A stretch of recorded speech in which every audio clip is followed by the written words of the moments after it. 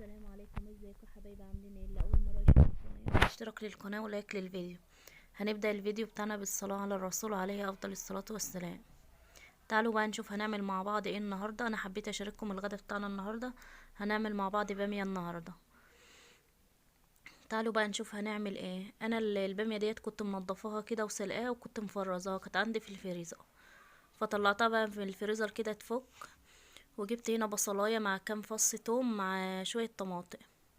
هبدأ بقى ان انا اقطع البصلايه كده على ايدي تقطيعه صغيره، وهحط لها حته سمنه وشويه زيت وهرفعها بقى على النار.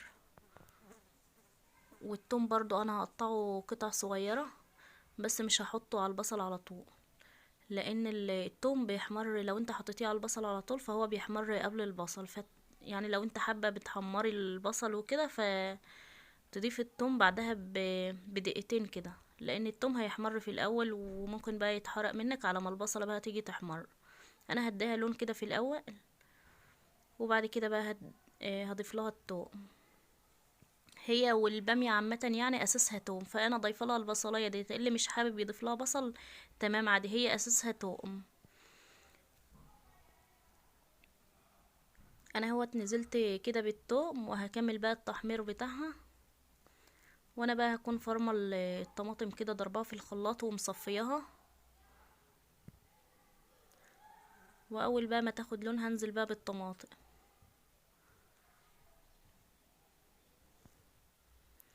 لو عندك بقى دهون بقليه او كلام من ده بتدي للباميه برضو طعم حلو.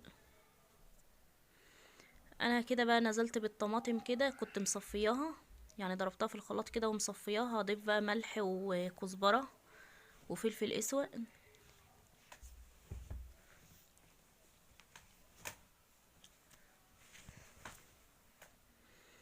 هديها بقى بالبهارات كده تقليبه، وهسيبها بقى لحد ما تتسبك كده مع البصل والثوم.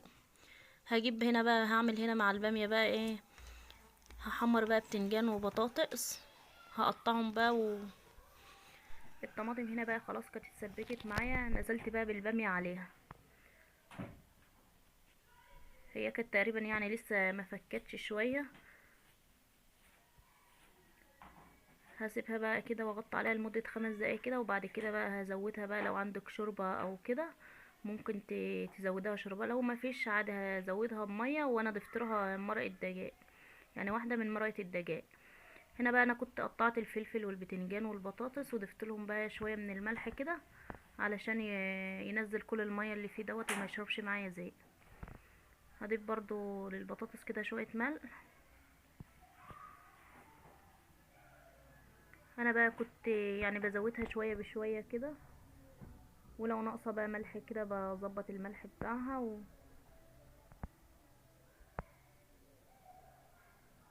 هسيبها بقى مع نفسها كده لحد ما تستوي.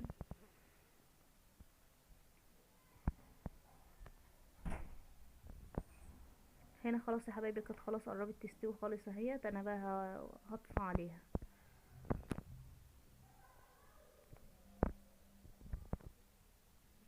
يا رب يكون عجبكم الفيديو يا حبايب قلبي واستفدتوا منه. لايك واشتراك للقناه في رعايه الله.